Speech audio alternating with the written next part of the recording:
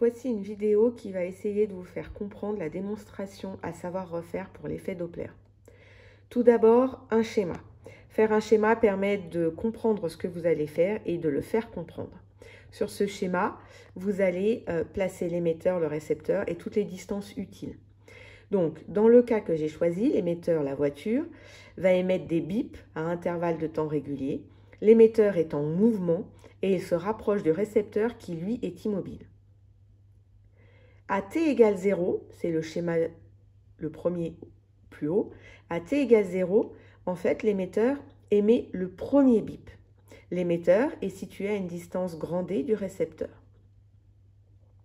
On déclenche le chronomètre quand la voiture, l'émetteur, émet son premier bip. La voiture avance, elle se déplace, elle se rapproche de l'émetteur et en fait, elle a parcouru une distance D1 et quand elle est à la distance D1, quand elle a parcouru la distance D1, donc dans le second dessin, elle émet son deuxième bip. C'est-à-dire que la différence de temps entre le premier schéma et le deuxième correspond à TE, c'est-à-dire le temps entre deux bips. Définir les grandeurs utilisées, c'est la deuxième partie. Donc TE, on en a déjà parlé, c'est la période de l'émetteur, c'est-à-dire c'est la période entre deux bips émis. C'est le temps entre deux bips émis par l'émetteur. TR, c'est la période du récepteur. C'est la période entre deux bips reçus, c'est-à-dire que c'est le temps entre deux bips reçus par le récepteur. Grand D, c'est la distance entre l'émetteur et le récepteur à t égale 0, c'est-à-dire quand le premier bip est émis. D1, c'est la distance parcourue par l'émetteur entre les deux schémas, c'est-à-dire pendant le temps TE, pendant le temps entre deux bips émis. T1, ça va être le temps mis pour recevoir le premier bip par le récepteur. Donc le premier bip a été émis à t égale 0, il part de l'émetteur, il se propage jusqu'au récepteur, le récepteur reçoit le premier bip à un temps que je note T1. T3, c'est le temps mis pour recevoir le second bip par le récepteur, sachant que mon chronomètre a été déclenché à t égale 0. Donc T1, il reçoit le premier bip. T3, la voiture a avancé, l'émetteur a avancé d'une distance D1, le second bip a été émis et ce second bip va se propager jusqu'au récepteur. Le temps total, c'est celui que je note T3. VE, c'est la vitesse de l'émetteur, de la voiture, et V, c'est la vitesse de l'onde émise par l'émetteur. Donc ici, on a considéré une onde sonore. Allons-y pour la démonstration. Donc pour cette démonstration, en fait, il faut exprimer les deux temps, T1 et T3, et la distance D1. Une fois que vous avez exprimé ces trois grandeurs, c'est quasiment fini, c'est juste des mathématiques. Donc T1, c'est le temps de réception du premier bip par le récepteur. Sachant qu'à t égale 0, la voiture émet son premier bip, ce premier bip va parcourir une distance D à la vitesse V, puisque V, c'est la vitesse de l'onde. Donc T1, c'est juste grand D sur V. Je pense que ça, c'est facile à comprendre. T3, c'est le temps mis pour recevoir le second bip par le récepteur. Donc, la voiture, l'émetteur, a avancé d'une distance D1 pendant le temps TE qui correspond au temps mis pour émettre deux bips successifs. Donc, finalement, le récepteur reçoit le deuxième bip à une période, à un temps TE, puisque c'est le temps mis pour émettre ce deuxième bip. Et une fois que le deuxième bip est émis, donc la voiture, l'émetteur est en cette position, le son, le deuxième bip, va se propager jusqu'au récepteur. Et il a une distance grand D moins D1 à parcourir. Donc, il faut additionner TE au temps mis pour que le deuxième bip se propage jusqu'au récepteur. Donc, voici le temps T3.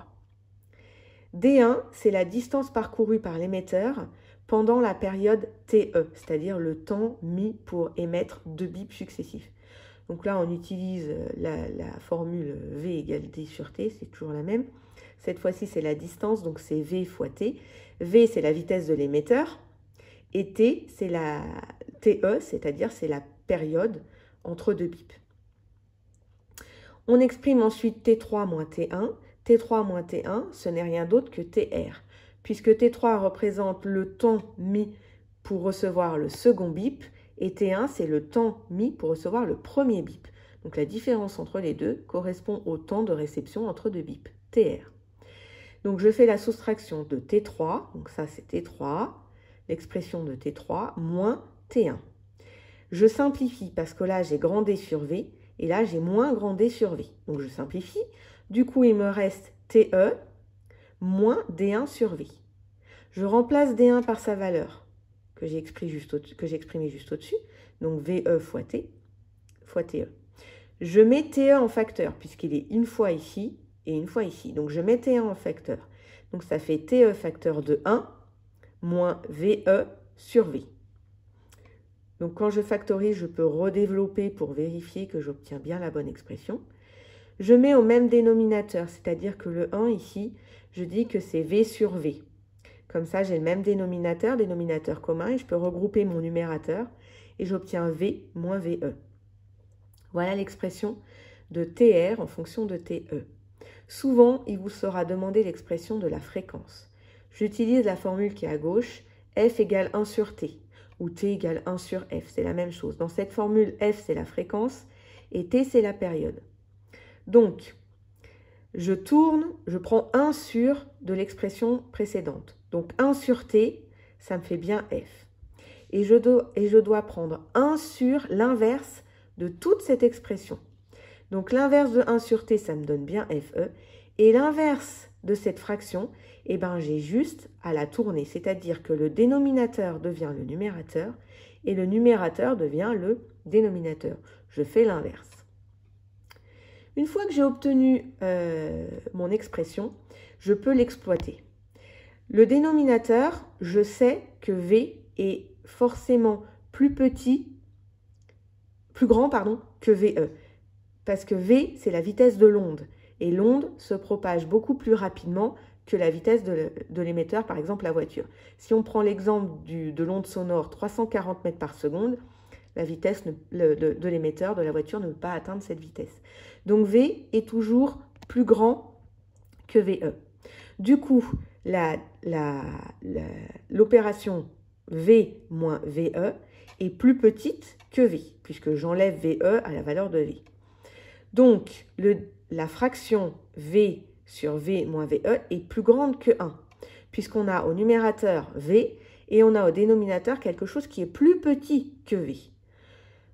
Donc, le résultat ici de ce qu'il y a entre la parenthèse est plus grand que 1. Donc, on va multiplier FE par quelque chose qui est plus grand que 1. Donc, FR est plus grand que FE. Ça veut dire que la fréquence du son reçu est plus grande que celle émise. La fréquence reçue est donc plus aiguë. Le son est ressenti plus aigu que le son qui est émis. Et ça, c'est valable quand E et R se rapprochent.